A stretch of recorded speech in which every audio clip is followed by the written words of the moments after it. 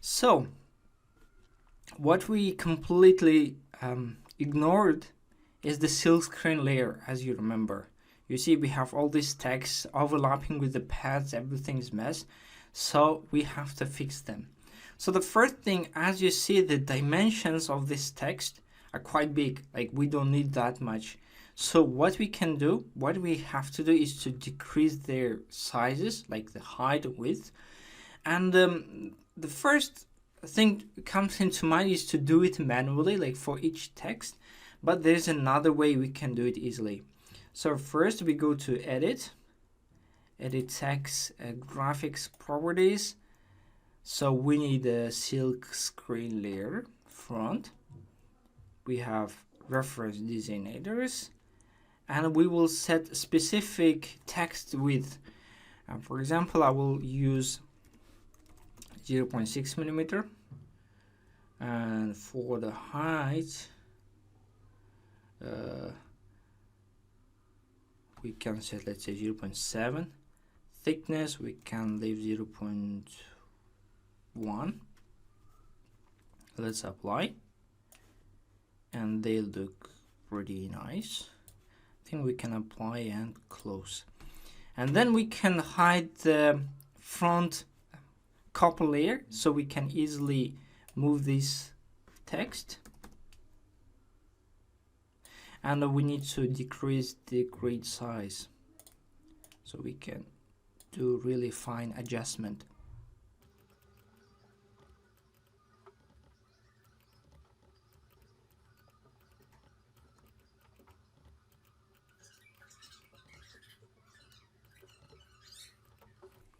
Okay, I think it looks pretty good. And the next thing, we save and we need to inspect. Just like we did with the schematic, we have to check all the constraints, restrictions, like violations. So for that, we go to inspect design rules checker, and where we run it, and usually we get like a bunch of errors and problems. So we have to fix that. So first, the warning: text height out of range. Minimum height is 0.8. I think I know what the problem is. Like we set the height to 0.7, but within design rules constraints, we define the minimum text height as 0.8. So we can decrease it to 0.7. We save. We run this again. And right now we have only 3 warnings.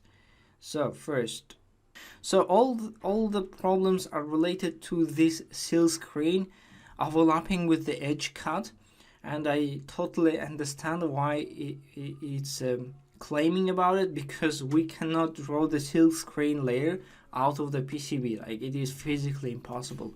So what we have to do, we press on the connector, then we go to footprint editor. So I see those lines are causing the problems. So for that, let's open it in the step school library, because I want to do these changes globally, not for that specific PCB.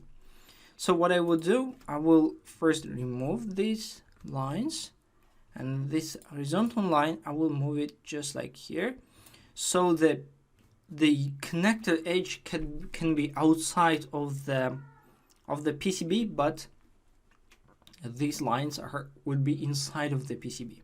Okay, we save, then we go back to the PCB editor, we go to tools, and we will update all the footprints on the board. We update, and we can see that this line is within the PCB outline. We save, we run it again. Okay, we have 0 warnings, 0 errors, perfect.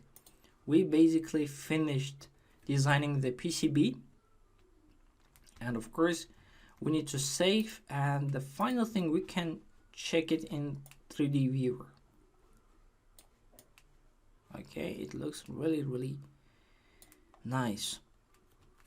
Next thing, we can start generating the Gerber files, everything, but I would highly recommend you to check all the connections, like checking the datasheet of the LED driver to make sure that all the connection, everything is done correctly, because if we make this the problem, your PCB won't work after manufacturing. So this is a really important point in my opinion.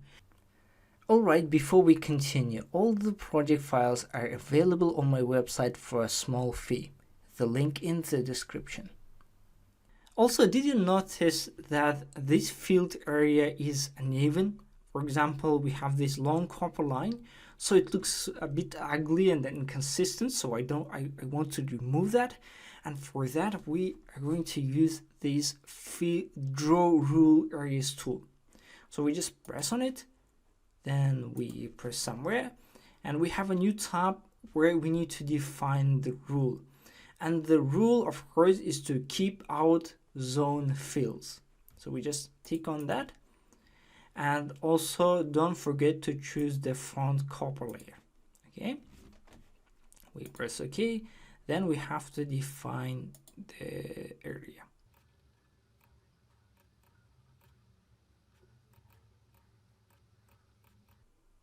Just like this. Then we have to press B again. Then, as you see, the field area disappeared within this region we defined. And another thing is to place the drill file origin on the bottom left corner.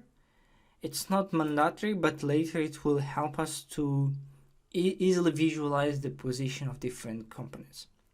So that's it. I think everything looks good. We can run the rules checker one more time, just to be sure that we don't have any errors, warnings. Okay, everything looks good. And next thing, we have to generate the manufacturing files. This is the topic for the next lesson. So let's switch to that.